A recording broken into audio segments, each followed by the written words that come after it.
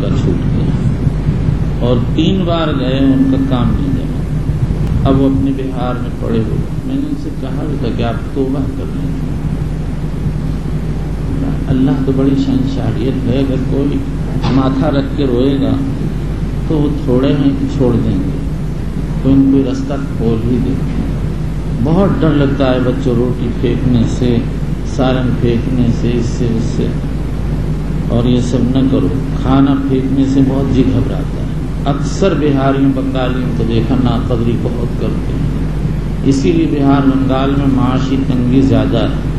گجراتی نہیں پھینکتا، الا ایک ہی کوئی گجراتی الٹے دماغ کا الو ہو تو اور بات ہے، جو لوگ اپنا رکھ لیتے ہیں دوسرے وقت استعمال کرتے ہیں.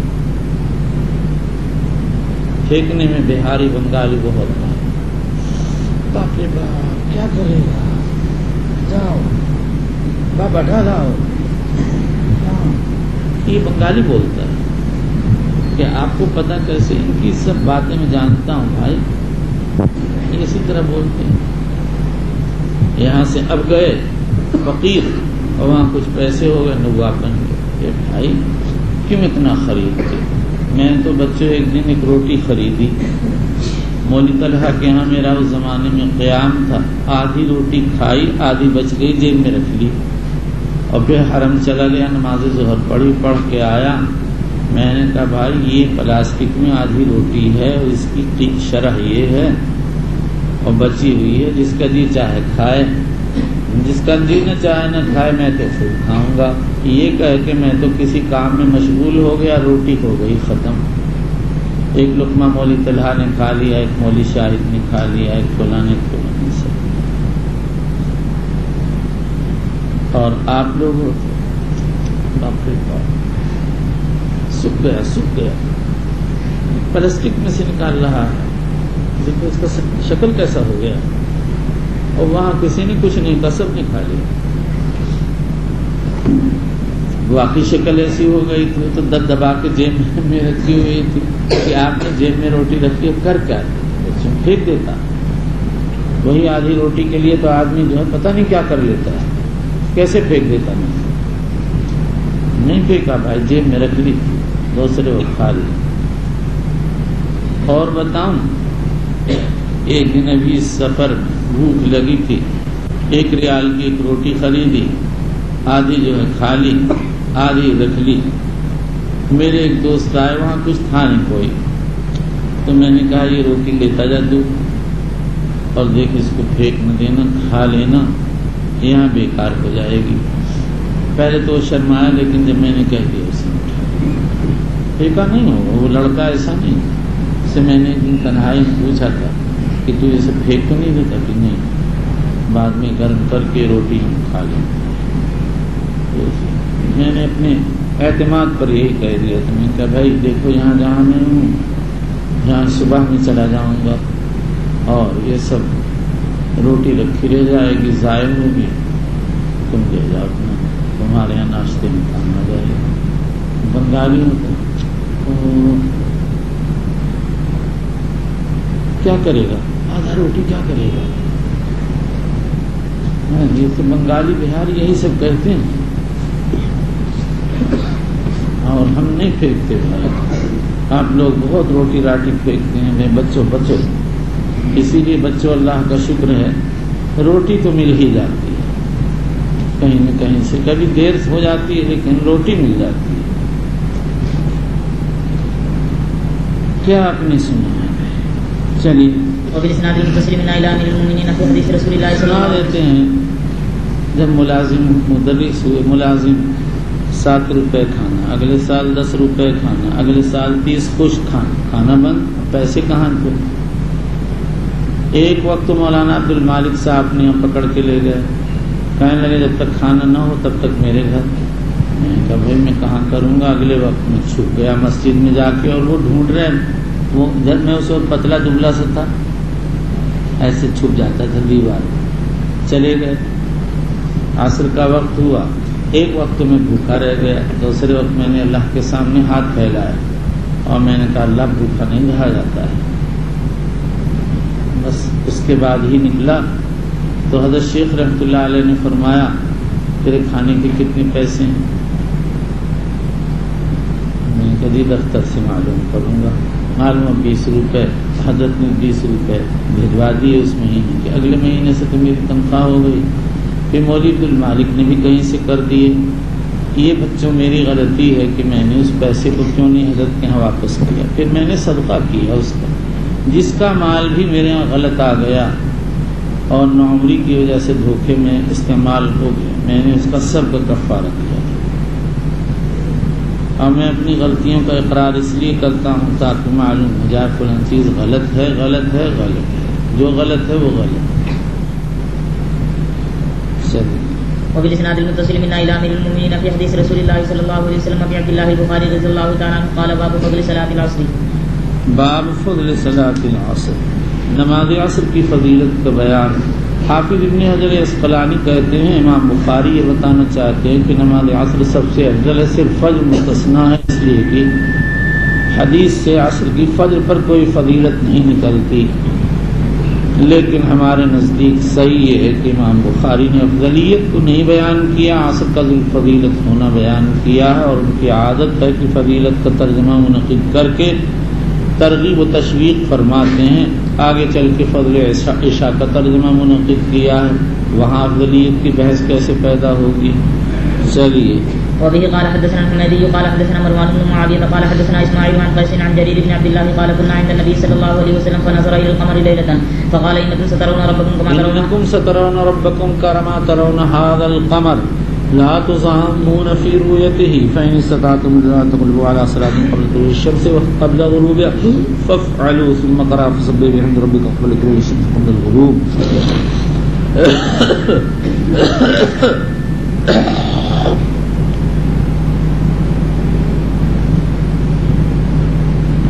تم اپنے رب کو ایسے دیکھو گے جیسے اس قمر کو دیکھ رہے ہو.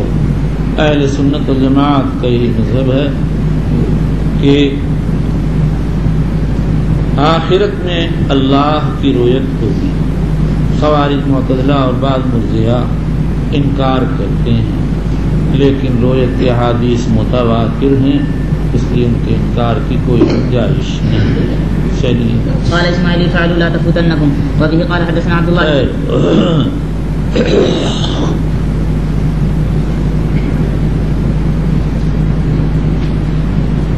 فإن استطعتم ألا تغلبوا على صلاة قبل طلوع الشمس وقبل غروبها.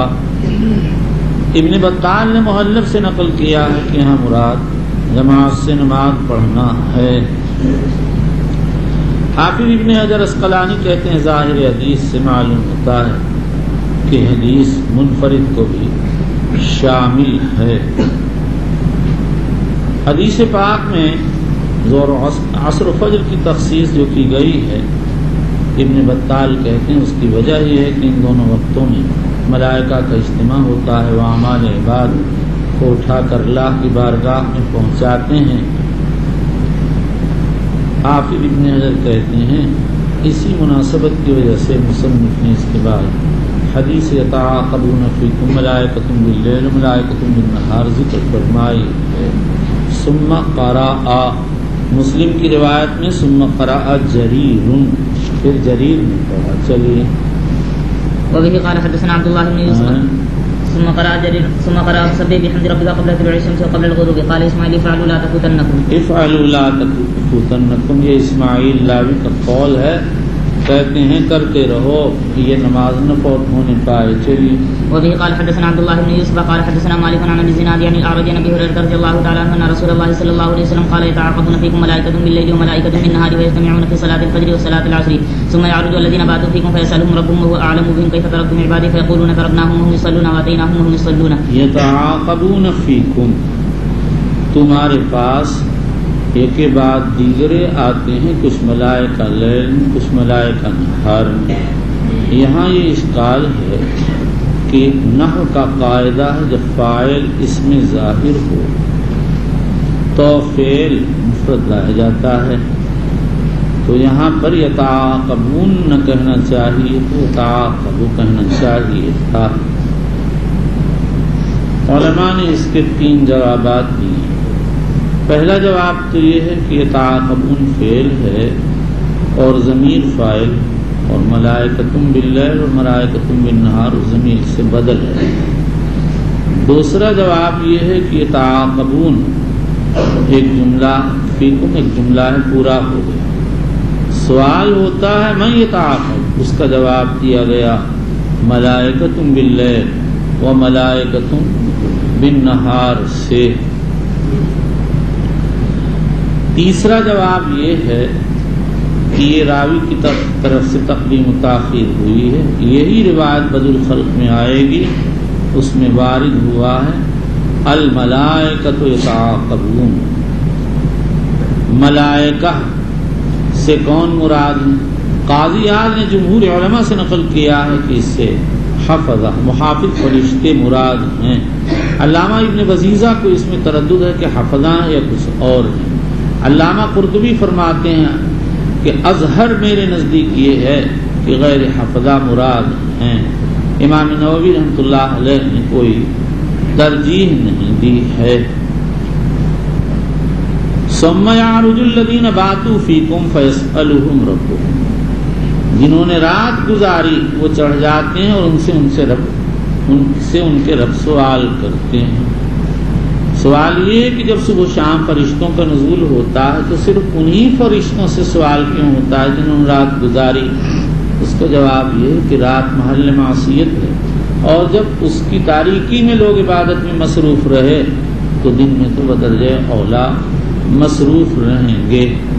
دوسرا جواب یہ ہے کہ من باب الاکتفاء ہے، یعنی یعرج الذین باتوا فیکم واصبحوا فیکم، ایک کو ذکر کر دیا گیا، دوسرا بھی مراد ہے۔ اور تیسرا جواب یہ ہے کہ ہو سکتا ہے فرشتوں کا نزول تو صبح و شام ہوتا ہو لیکن عروج صرف صبح کو ہوتا ہو، مگر یہ دیگر روایات ظاہرہ کے خلاف ہے۔ چوتھا جواب یہ ہے کہ باتو یہاں پر اقامو کے معنی میں ہے، اور نسائی میں اسی حدیث میں الذین کانوا فیکم وارد ہوا ہے، یہی سب سے اچھا جواب ہے، جس کو حافظ ابن حجر نے احسن الاجوبہ کہا ہے۔ فَيَسْأَلُهُمْ رَبُّهُمْ وَهُوَ أَعْلَمُ بِهِمْ كَيْفَ تَرَكْتُمْ عِبَادِي، سوال اس لیے کریں گے، فرشتوں نے کرتے ہیں کہ فرشتوں نے تخلیق آدم کے وقت کہا تھا تجعل فیہا من یفسد فیہا ویسفک الدماء ونحن نسبح بحمدک ونقدس لک، تو اللہ نے فرمایا کہ انی اعلم ما لا تعلمون۔ چلیے فيقولون تركناهم وهم يصلون واتيناهم وهم يصلون، وبالاسناد المتصل منا الى امير المؤمنين في حديث رسول الله صلى الله عليه وسلم ابي عبد الله البخاري رضي الله تعالى عنه قال باب من ادرك ركعه من العصر قبل الغروب۔ من ادرک رکعۃ من العصر قبل الغروب میں من شرطیہ بھی ہو سکتا ہے، موصولہ بھی۔ علامہ نے موصولہ ہونے کو راجح قرار دیا ہے، صورت میں تقدیر عبارت ہوگی باب حکم الذین، باب حکم من ادرکا، لیکن میرے نزدیک من کا شرطیہ ہونا راجح ہے۔ ابو ہریرہ کی جو روایت آ رہی ہے اس سے صاف یہی معلوم ہوتا ہے۔ پھر اس کے بعد ترجمے کی غرض میں دو قول ہیں۔ عام شراح کرام کی رائے یہ ہے، معنی ہے من ادرک رکعۃ من العصر قبل الغروب فلیتم صلاتہ، جس کو غروب سے پہلے عصر کی ایک رکعت مل جائے وہ اپنی نماز پوری کر لے، یہی اکثر شراح کی رائے ہے۔ حافظ ابن حجر اسقلانی کہتے ہیں مصنف نے جواب شرط کو اس لیے ذکر نہیں فرمایا کہ جو رکعات بعد الغروب ملی اس میں احتمال ہے ادا ہو کی قضا۔ میرے نزدیک یہ وجہ بالکل ہی رقیق ہے۔ جب حدیث میں فقط ادرک العصر ہے تو پھر امام بخاری یہ کیوں اس احتمال کی بنیاد پر جواب کو کیوں حذف کر دیں گے، بلکہ حذف کی اور وجہ ہے، اور وہ ہے اختصار فی الترجمہ، تطویل سے گریز کرنا چاہتے ہیں، اور ایک اور وجہ ہے جو آگے سمجھ میں آئے گی۔ اور یہ مسئلہ کہ اگر ایک رکعت وقت میں مل گئی اور بعد میں دوسری رکعت ملی تو یہ نماز ادا ہوگی یا قضا، اس میں اختلاف ہے۔ شافعیہ حنابلہ کے 3 اقوال ہیں، یا دو، شافعیہ کے 3 اور حنابلہ کے 2 اقوال ہیں۔ نمبر 1، 3 ہی ہیں حنابلہ کے۔ نمبر 1، ساری نماز ادا ہے، یہی شافعیہ حنابلہ کا راجح مذہب ہے اور یہی مالکیہ کا مشہور قول ہے جو اسبغ نے اختیار کیا ہے۔ نمبر 2، ساری نماز قضا ہے، یہی حنفیہ کا مسلک۔ نمبر 3، جو وقت میں پڑھی گئی وہ ادا ہے اور جو بعد الوقت پڑھی گئی وہ قضا ہے، یہی مالکیہ میں سے سحنون کا مذہب ہے اور شافعیہ حنابلہ کا ایک قول ہے۔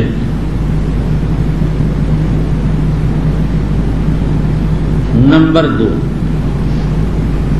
ترجمے کی دوسری غرض عصر کے آخر وقت پر تنبیہ کرنا ہے۔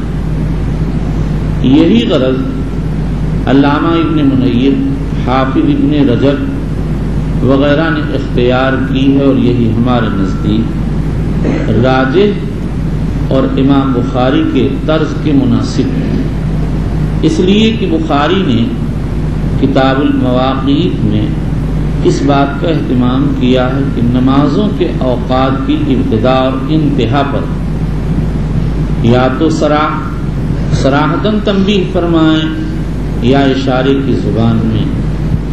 امام بخاری رضی اللہ عنہ عصر کے وقت اول کی طرف اشارہ کر آئے ہیں کہ مثل اول کے انتہا کے بعد مثل ثانی کے ابتدا سے شروع ہو جاتا ہے۔ اب اس ترجمۃ الباب سے اس کے وقت آخر کو بتا رہے ہیں کہ اس کا آخری وقت غروب سے پہلے پہلے تک ہے۔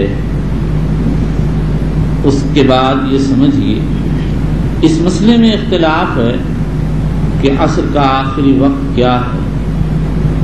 ابو سعید استخری فرماتے ہیں ہر چیز کا سایہ 2 مثل ہو جائے، یعنی احناف کے مشہور قول پر جب سے عصر کا وقت شروع ہوتا ہے اس وقت ابو سعید خدری کے ہاں عصر کا وقت ختم ہو جاتا ہے۔ نمبر 2، حسن ابن زیاد کہتے ہیں کہ عصر کا آخری وقت یہ ہے کہ سورج میں سفرت آ جائے، زردی آ جائے۔ نمبر 3، امام ابو حنیفہ، امام مالک، امام شافعی، احمد اور جمہور علماء فرماتے ہیں کہ عصر کا آخری وقت غروب سے پہلے پہلے تک ہے۔ اسی کو حضرت امام بخاری رحمۃ اللہ علیہ نے اختیار کیا اور امام شافعی، امام بخاری، امام نسائی، امام طحاوی اور ابن منذر نے اس پر دلیل یہ پیش کی ہے کہ حضور اکرم صلی اللہ علیہ وسلم نے ارشاد فرمایا من ادرک رکعۃ من العصر قبل ان تغرب الشمس فقد ادرک العصر، جس کسی کو غروب سے پہلے ایک رکعت عصر کی مل گئی اس کو عصر کی نماز مل گئی۔ جب غروب سے پہلے ایک رکعت عصر کا ملنا مسرہ ہے تو معلوم ہوا کہ غروب سے پہلے تک عصر کا وقت رہتا ہے۔ اب اس کے بعد یہ سمجھیے کہ امام بخاری رحمۃ اللہ علیہ نے اس باب میں 3 روایات پیش کی ہیں۔ پہلی روایت ابو ہریرہ کی ہے اذا ادرک احدکم سجدۃ من صلاۃ العصر قبل ان تغرب الشمس فلیتم صلاۃہ۔ یہ تو اس دعویٰ کے لیے مثبت ہے، اس لیے کہ اس میں صاف یہ کہا گیا کہ غروب شمس سے پہلے ایک رکعت اگر عصر کی مل جائے تو نماز پوری کر لے۔ معلوم ہوا عصر کی نماز ایک رکعت غروب سے پہلے اگر ایک رکعت بھی مل جائے تو عصر مل گئی. لیکن بعد میں جو دو روایتیں ہیں، ایک ابن عمر کی دوسری ابو موسیٰ کی، جس میں انما بقاؤکم فیما سلف قبلکم من الامم کما بین صلاۃ العصر الی غروب الشمس، اس کا مضمون وارد ہے، اس سے یہ دعویٰ ثابت نہیں ہوتا، اس لیے کہ وہ دونوں حدیث ہیں تو تمثیل امم سے تعلق رکھتی ہیں. اس کا جواب ابن منیر وغیرہ نے یہ دیا کہ دونوں حدیثوں میں عمل الی الغروب کا ذکر ہے. ابن عمر کی حدیث میں ہے فعملنا الی غروب الشمس. ابو موسیٰ اشعری کی حدیث میں ہے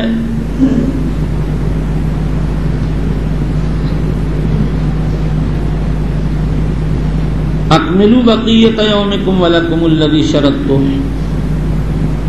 اس سے معلوم ہوا کہ اس امت کا عمل غروب تک ممتد ہے اور اس وقت کا سب سے اہم عمل نماز ہے. لیکن یہ اسباب اشارہ ہے، تصریح نہیں. اس کو یہ تصریح کے باب کی چیز نہیں، لفظ عمل تو سارے اعمال کو شامل ہے. اور جن لوگوں نے ترجمے کی غرض اول بیان کی وہ کہتے ہیں حدیث ابو ہریرہ کی حدیث میں صاف فلیتم صلاتہ، اور اب ابن عمر ابو موسیٰ اشعری کی حدیث سے یہ بات اس طرح سے نکلتی ہے کہ اس محلف فرماتے ہیں، اس سے معلوم ہوتا ہے کہ بعض عمل کل عمل کے قائم مقام ہو جاتا ہے، اور یہ محض اللہ کا فضل ہے، اس کا ہی یہ اثر ہے کہ انسان کو عصر کی ایک رکعت ملتی ہے اور اس کو پوری نماز کا ثواب مل جاتا ہے.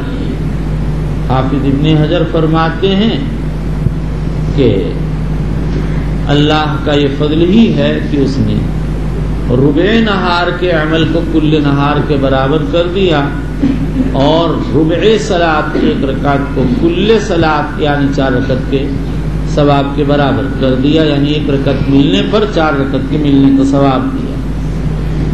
حافظ کی یہ تقریر ضعیف ہے. عصر کے بارے میں اگر یہ کہہ دیں گے تو فجر کے بارے میں ربع کی کیا تقریر جاری ہوگی؟ فجر میں تو ایک رکعت قبل طلوع ملتی ہے، دوسری بعد طلوع ملتی ہے، اس لیے محلب ہی کی تقریر اقوا ہے.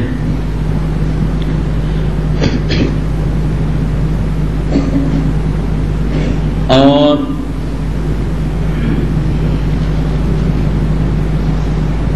اس حدیث چلیے حدیث آگے آ رہی وبه قال حدثنا ابو نعيم قال حدثنا. یہاں پر سوال یہ ہے کہ مصنف نے ترجمے میں فرمایا من ادرک رکعۃ من العصر، اور روایت میں اذا ادرک سجدۃ من صلاۃ العصر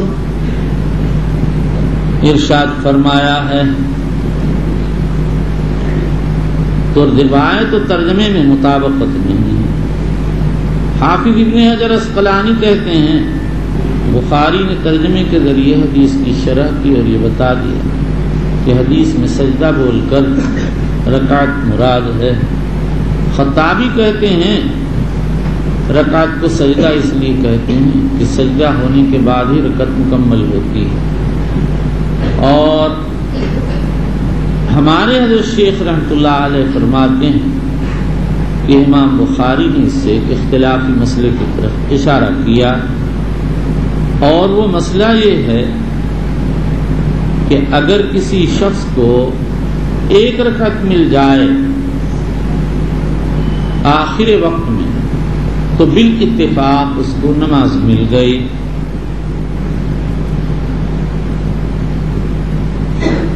لیکن اگر ایک رکعت سے کم ملے تو اس میں اختلاف ہے. امام مالک کہتے ہیں شخص مدرک صلاۃ نہیں. امام ابو حنیفہ فرماتے ہیں کہ یہ مدرک صلاۃ ہے. حنابلہ اور شافعیہ کے دونوں اقوال. امام بخاری نے ترجمہ میں من ادرک السجدہ رکعۃ من العصر کہا، اور روایت لائے اذا ادرک احدکم سجدۃ، ترجمہ میں من ادرک رکعۃ من صلاۃ العصر کہا، روایت میں سجدہ کا لفظ لائے، اس سے اشارہ فرما دیا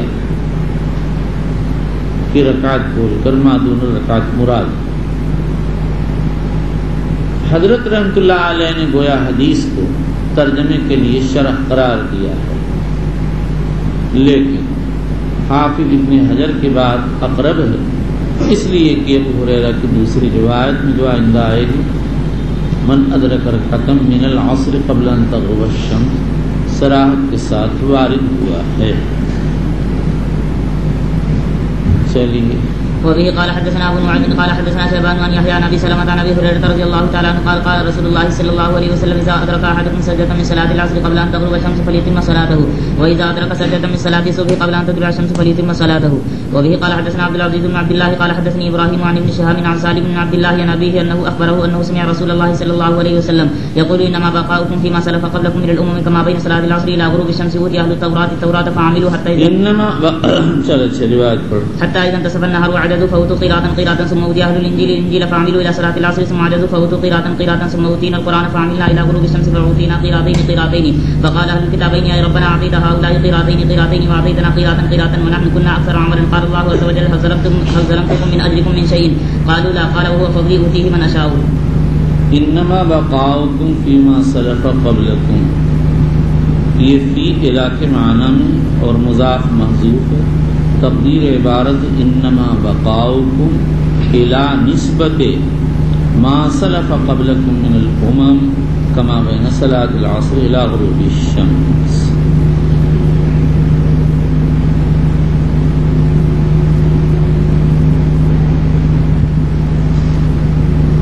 تمہارا بقا امم سابقہ کے اعتبار سے ایسا ہے جیسے عصر کے بعد کا وقت سارے دن کے اعتبار سے۔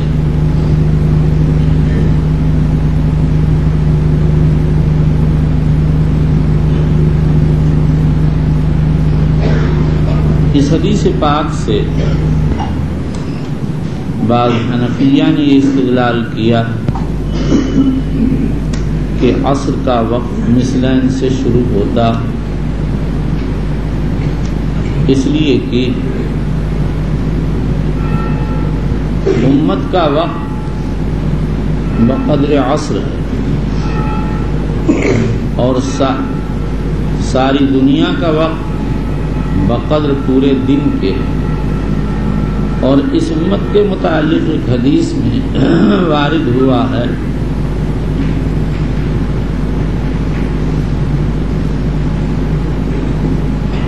بعثت انا والساعۃ کہاتین، میں اور قیامت اس طرح سے ہیں، یعنی جیسے مصبحہ اور وسطیٰ، یعنی مجھ میں اور قیامت میں اتنا فاصلہ ہے جیسے مصبحہ اور وسطیٰ میں، اور مصبحہ وسطیٰ سے نصف صبح چھوٹی ہے اور وسطیٰ مصبحہ سے نصف صبح بڑی ہے۔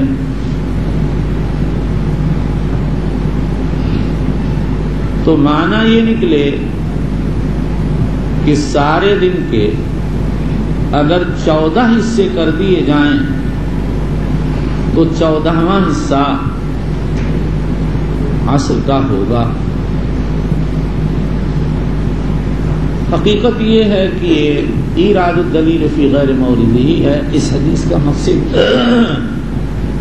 تو امم کے منازل کا بیان ہے، اور دوسری حدیث خود محتمل ابن حبان فرماتے ہیں بعثت انا والساعۃ کہاتین کے معنی یہ ہے میں اور قیامت کے بیچ میں کوئی دوسرا نبی نہیں، لہذا محتملات سے کوئی چیز ثابت نہیں ہوتی، اور باب مواقیت میں بیان مواقیت کے لیے ابو موسیٰ اشعری، عبداللہ بن عمرو بن عاص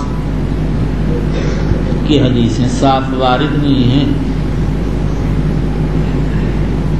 ووقت العصر ووقت الظہر ما لم يحضر العصر وَقَانَ ظِلُّ الرَّجُلِ كَطُولِهِ، سے معلوم ہوا ظہر کا وقت مثل واحد تک رہتا ہے جب تک کہ عصر کا وقت نہیں آتا، اور عصر کا وقت مثل واحد کے بعد آ جاتا ہے۔ اس لیے جمہور علماء ہی کا مسلک اس باب میں اقوا ہے، اور یہی صاحبین کا مذہب اور امام ابو حنیفہ کی ایک روایت ہے۔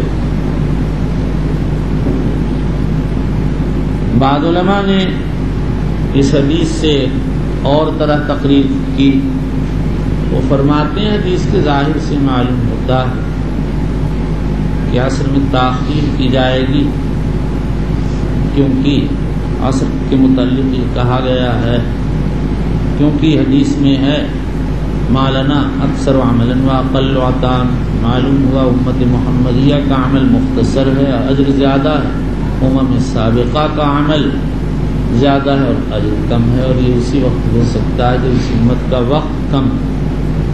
اس کا جواب یہ ہے کہ اول تو یہ حدیث تمثیل سے تعلق ہے، بیان مواقیت سے اس کا تمثیل سے تعلق رکھتی ہے، بیان مواقیت سے اس کا کوئی تعلق ہی نہیں۔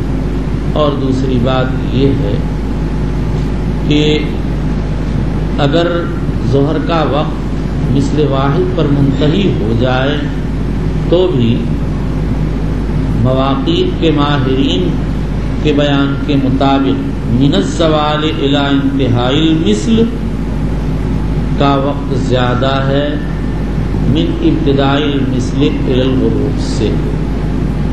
دوسری بات یہ حدیث کا مقصد صرف یہ بتانا ہے کہ امم سابقہ کے اعمال شاقہ تھے ثواب کے، اور اس امت کے اعمال ہلکے پھلکے ہیں اور اجر و ثواب زیادہ ہے، یعنی اس کا وقت سے تعلق نہیں ہے بلکہ اعمال کے مشقت والے اور سہل ہونے سے ہے۔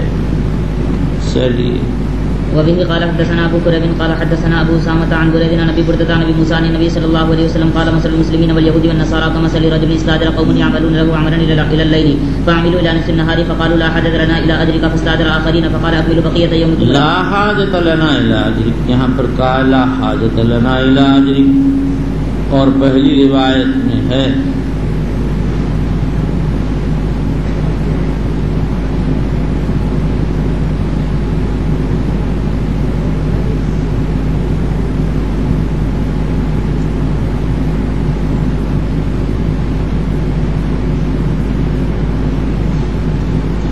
نحن كنا اکثر عملا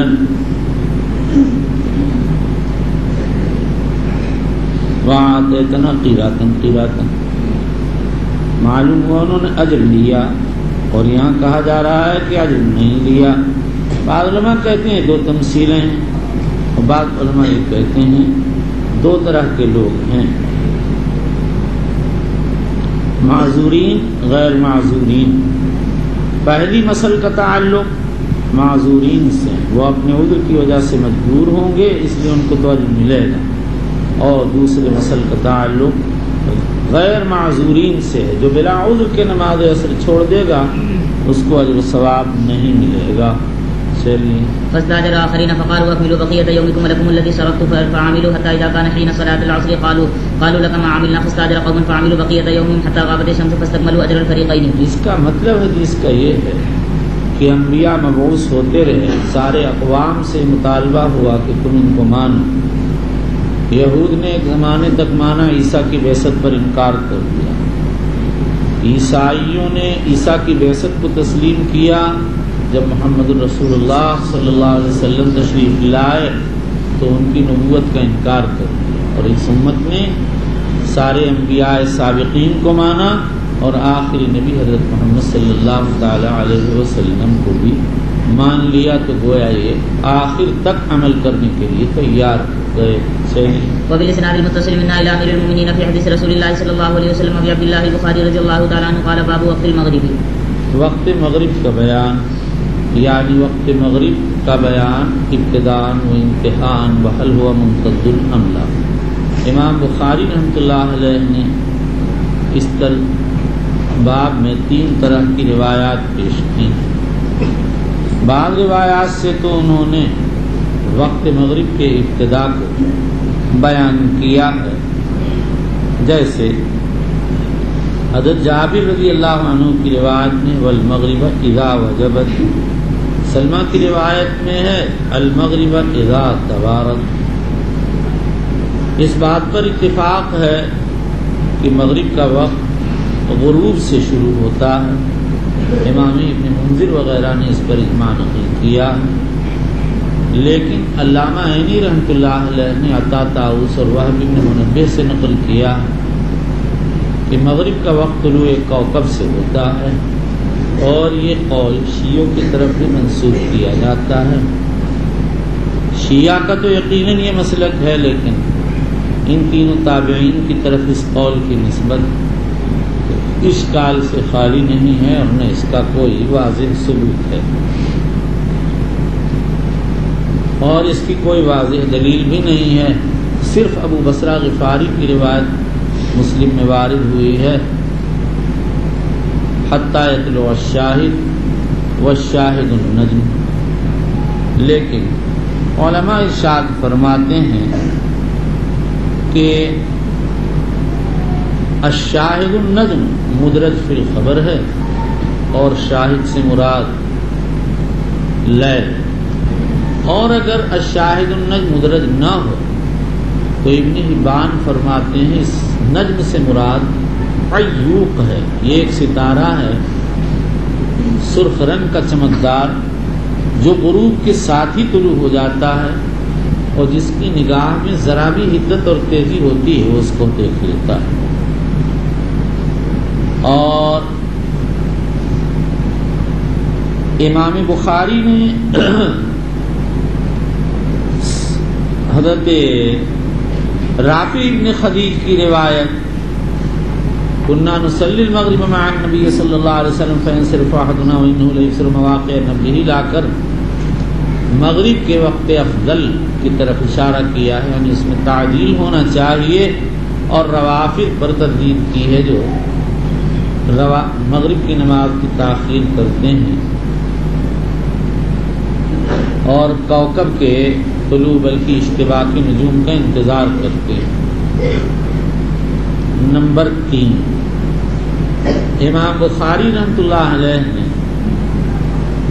وقت مغرب کے آخر کی طرف اشارہ کرنے کے لیے ابن عباس کی حدیث پیش کی، صلی النبی صلی اللہ علیہ وسلم 7 جمیعہ و 8 جمیعہ، یعنی آپ نے مغرب و عشاء میں جمع کیا، اور یہ جمع سوری تھا جیسا کہ پہلے معلوم ہو چکا ہے، اور جمع سوری میں یہ ہوتا ہے کہ اول نماز کو اس کے وقت آخر میں اور ثانی نماز کو اس کے وقت اول میں پڑھا جاتا ہے، اور یہ جمع اسی وقت ممکن ہے جبکہ نماز مغرب کا وقت ممتد ہو، وقت عشاء کے اول تک۔ اس سے معلوم ہو گیا کہ عشاء مغرب کا وقت امام بخاری کے نزدیک ممتد ہے۔ یہی امام ابو حنیفہ، سفیان الثوری، ابو یوسف، محمد احمد اسحاق، داؤد ابن حزم، ابن خزیمہ، ابن منذر وغیرہ کا مسلک، اور مالکیہ اور شافعیہ کے ہاں ایک ایک قول ہے، لیکن مالکیہ امام مالک و شافعی کا ایک ایک قول یہ ہے کہ مغرب کا وقت محدود ہے، غیر ممتد ہے۔ پھر مالکیہ تو کہتے ہیں کہ طہارت، اذان و اقامت کے بعد 3 رکعت کے بقدر ہے، یہی شافعیہ کے ایک مرجوح قول۔ شافعیہ کا راجح قول یہ ہے کہ 5 رکعت کے بقدر ہے۔ امام بخاری نے ان اقوال کی تردید فرمائی ہے۔ چلو پڑھو۔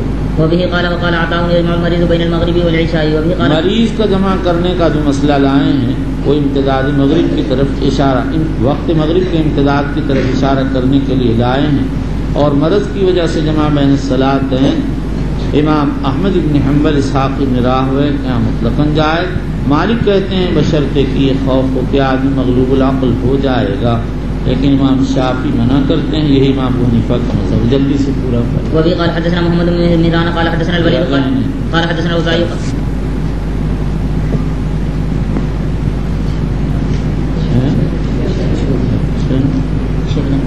پڑھو. وبه قال حدثنا محمد بن مهران قال حدثنا الوليد قال حدثنا الاوزاعي قال حدثني ابو النجاشي اسمه عطاء بن صهيب مولى رافع بن خديج قال سمعت رافع بن خديج يقول كنا نصلي المغرب مع النبي صلى الله عليه وسلم فينصرف احدنا وانه لا يبصر مواقع نبله. وبه قال حدثنا محمد بن بشار قال حدثنا محمد بن جعفر قال حدثنا شعبة عن سعد بن محمد بن عمرو بن الحسن بن علي قال قدم الحجاج فسالنا جابر بن عبد الله قال كان النبي صلى الله عليه وسلم يصلي الظهر بالحاجرة والعصر والشمس نقية والمغرب اذا وجبت والعشاء احيانا واحيانا اذا راهم استمعوا عجل واذا راهم ابطأوا اخرا وسبع كان وكان النبي صلى الله عليه وسلم يصليها بغلس. وبه قال حدثنا المكي فرماتے ہیں قدم الحجاج، اس سے مراد یہ ہے کہ عبد الملک کی طرف سے وہ مدینے کا حاکم بن کر آیا تھا. یہ سن 74 کا قصہ ہے. والعشاء احیانا واحیانا اذا رآهم اجتمعوا وجل واذا رآهم ابطأوا اخرا. اور عشاء کی نماز کبھی تعجیل سے پڑھتے کبھی تاخیر سے پڑھا کرتے. والصبح کانوا او کان النبی صلی اللہ علیہ وسلم یصلیھا بغلس. یہ او شک کی راوی ہے. بعض کہتے ہیں تنویع کے لیے ہے اور تقدیر عبارت ہے. والصبح کانوا مجتمعین او لم یکونوا مجتمعین کان النبی صلی اللہ علیہ وسلم یصلیھا بغلس. اور بعض کہتے ہیں کانا تامہ ہے، بس صرف معطوف محذوف ہے، تقدیر عبارت ہے. والصبح کانوا او لم یکونوا کان النبی صلی اللہ علیہ وسلم یصلیھا بغلس. صحیح یہ ہے کہ یہ شک راوی کے لیے مسلم شریف میں صاف وارد ہے. والصبح کانوا او قال کان النبی صلی اللہ علیہ وسلم یصلیھا بغلس. چلیے. وبه قال حدثنا مكي بن ابراهيم قال حدثنا يزيد بن ابي عبيد عن سلمة قال كنا نصلي مع النبي صلى الله عليه وسلم المغرب اذا توارت بالحجاب.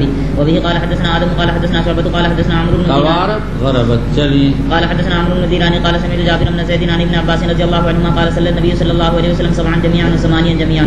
سبعا جميعا یعنی مغرب و عشاء میں جمع کیا، و ثمانیا جميعا یعنی ظہر و عصر میں جمع کیا. یہ روایت صبح کے وقت ذرا مفصل الفاظ سے آئی، وہاں شرح کی جا چکی. چلیے. وفي الاسناد المتصل من الى امير المؤمنين في حديث رسول الله صلى الله عليه وسلم ابي عبد الله البخاري رضي الله تعالى عنه قال باب من كره ان يقال للمغرب العشاء. مغرب کو عشاء کہنے کے بارے میں مصنف کہتے ہیں مکروہ ہے. مغرب کو عشاء کہنے کا مسئلہ مختلف فیہا ہے. شافعیہ حنابلہ کا ایک قول یہ ہے کہ خلاف اولا ہے، دوسرا قول یہ ہے کہ مکروہ ہے، اور حنابلہ کا ایک قول یہ ہے کہ مغرب کو اکثار کے ساتھ عشاء کہنا مکروہ ہے، گاہے اطلاق کو تو جائز ہے. یہی علامہ ابن تیمیہ رحمۃ اللہ علیہ کی رائے ہے. اور اس ترجمے سے امام بخاری رضی اللہ تعالیٰ عنہ نے شاید عطاء و طاؤس پر رد کیا ہے، جو کہتے ہیں لا تفوت المغرب والعشاء حتی الفجر. حاصل تردید یہ ہے کہ اگر دونوں کا وقت ایک ہوتا تو پھر نام بولنے میں کیا اشکال تھا. اور یہ بھی ہو سکتا ہے کہ امام بخاری رحمۃ اللہ علیہ سے اشتراک کے قول پر رد کیا ہو اور یہ بتا دیا ہو کہ مغرب و عشاء میں کوئی اشتراک نہیں ہے. اگر وقت میں اشتراک ہوتا تو نام میں بھی اشتراک ہوتا، اور جب نام تک بولنے کی اجازت نہیں، مغرب کو عشاء کہنا جائز نہیں ہے، مکروہ ہے، تو پھر مغرب کا وقت ممتد کیسے ہو؟ مغرب کا وقت عشاء کے ساتھ مشترک کیسے ہو سکتا؟ چلیے. وبه قال حدثنا ابو معمر هو عبد الله بن عمرو قال حدثنا عبد الوارث عن الحسين قال حدثنا عبد الله بن بريدة قال حدثني عبد الله المزني ان النبي صلى الله عليه وسلم قال لا يغلبنكم الاعراب على عشر صلاتكم المغرب قال ويقول الاعراب هي العشاء. وبالاسناد المتصل لا تغلبنكم الاعراب على اسم صلاتكم المغرب وقال وتقول الاعراب هي العشاء. نہ غالب ہونے پائیں اعراب تمہاری نماز مغرب کے نام پر، اور اعراب کہتے ہیں کہ اس نماز یہ نماز عشاء ہے۔ مقصد یہ ہے کہ مغرب کو عشاء کہنا اصطلاح اعراب ہے۔ اگر تم ان کی موافقت کر لو گے تو ان کی اصطلاح تمہاری اصطلاح پر جو قرآنی ہے، جو اسلامی ہے، غالب ہو جائے گی۔ اس نماز کا نام مغرب ہے۔ بعض علماء یہ کہتے ہیں کہ اس کے معنی یہ ہیں